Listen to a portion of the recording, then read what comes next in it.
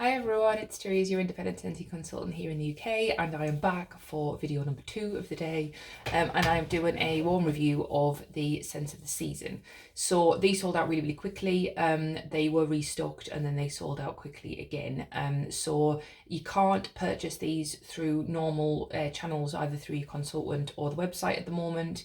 But if you are a Scentsy person and you know all about Scentsy Club, then you can put any of these in your club if you want to. So I'll do probably a separate video on Scentsy Club and what that is, but essentially subscription service. You can cancel it whenever you want, and you only pay for the items you put in, but you can put anything that's consumable in there, which is like wax and stuff, and that means sometimes if there's one out of a collection you fancy, you can put it in there without buying all 5, or like this, they've discontinued, they've sold out, and you can still get your hands on them that way.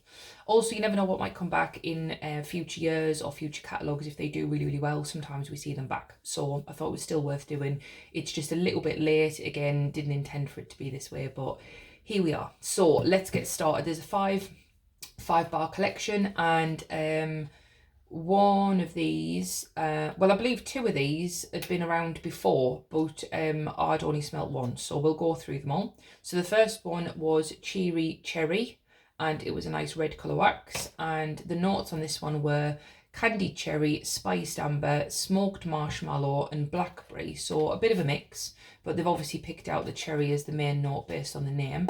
And on cold, it's like a body care cherry. It reminds me of something that you'd kind of get at Body Shop. I think that's because you've got the cherry and the amber. On cold, I'm not really getting anything kind of toasted marshmallow or blackberry. I would just say that it's kind of like a sweet cherry body care. It's not like an edible juicy cherry. On warm, I did this twice. Did 2 cubes twice. So I did it in my spare room and I did it in my bedroom because I thought it might be quite a nice kind of like cozy scent because of the amber. And it was very sweet cherry, and I found it quite light. I did get the amber, so I still continued to get like body care cherry, but I didn't get any smoked marshmallow apart from maybe sweetness, and I didn't get any blackberry. So to me, it was a sweet, nice body care cherry scent, which is fine, quite nice. I wouldn't say anything special. It didn't wow me. But I did enjoy it for what it was. So if you were a fruity fan or a cherry fan, then go for it. But to me, this is not a bakery cherry at all. So if you're a bakery person, then you have to like fruit to like that one as well. Next up, we have eggnog. So this is the one I believe has been around before a long time ago, but not in my lifetime. So it was new to me. And we had the Americans had a break a little while ago, which was spiced eggnog. We didn't get that, but this is a different eggnog. So the notes are warm, spicy tones, nutmeg, rum and cream. And I'm not going to lie, the main thing I got was rum, like kind of put airs on your chest rum. I still get that now. Rum and vanilla. So that's what I got on cold, that's what I got on warm. Maybe a slight bit of nutmeg, but not really. It was just full on rum, like kind of like a creamy rum when it was first going, very strong. And then as soon as that rum died off, then it was just a bog standard vanilla scent. So again, not my thing. I'm not a huge fan of the drink anyway, and I'm not a bakery person, so this was never going to be wow for me. I'll probably warm the rest of this in my spare room. But yeah, not really a fan of it, and I don't think I'd mix it with anything either.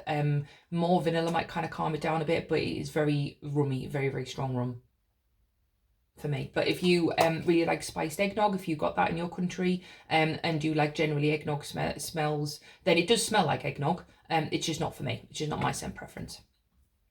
Next we have Meat at the Mistletoe. So this is what we had in region 2. Region 1 got Mint to be Merry, but that came back in our catalogue. Woohoo! So we had that anyway, so we got Meat at the Mistletoe in our pack.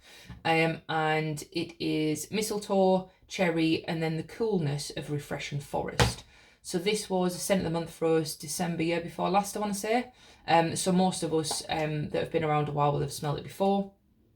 But it's kind of like a green note, kind of like a cool, green, fresh note with some cherry. So it reminds me of kind of like a really toned down Christmas tree with cherry. So I liked it when it came out. Again, it's okay. It's not my favourite Christmas tree and fruit scent, although I do like that combo. And what you get on warm is the same as on cold, so medium strength and kind of a mix of that kind of like green forest tree plus cherry. So yeah, so quite nice, quite liked it. No problems with it, just don't need to repurchase for me.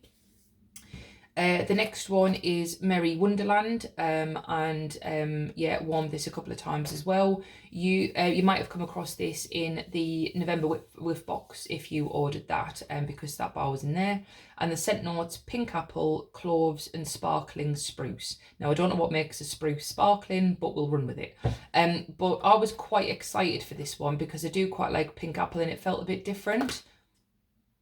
What I mainly get on cold is yeah, clove and apple. It reminds me a little bit of sugar plum berry that we had last year, because that was a bit fruit and a bit spice and a bit tree, and this is the same kind of combo but with a twist.